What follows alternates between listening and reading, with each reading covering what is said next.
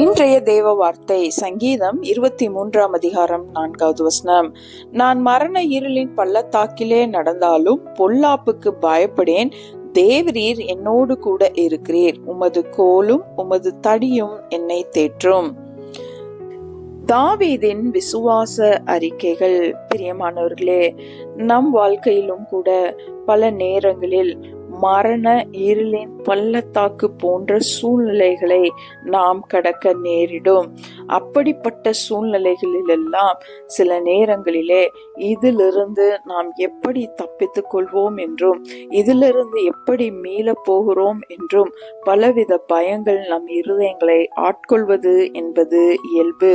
தாவீதுக்கும் அப்படிப்பட்ட ஒரு சூழ்நிலையிலும், மரண இருளின் பள்ளத்தாக்கான அந்த சூழ்நிலையிலும் அதே திகிலும் பயமும் அவனுக்கு இருந்த போதிலும் அவன் இந்த வார்த்தைகளை விசுவாசத்தோடு கூட அறிக்கை செய்ததை நாம் பார்க்க முடிகிறது.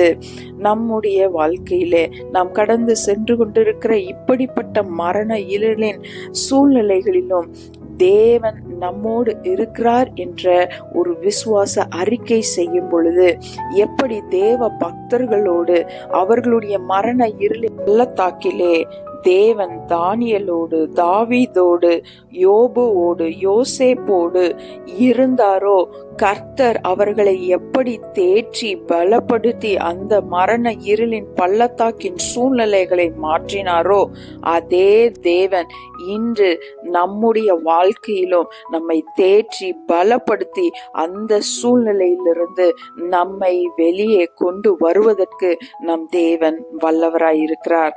நம்மை இயேசு கிறிஸ்துவிடத்தில் இந்த காலை வேளையிலே நாம் அறிக்கையிடலாம்.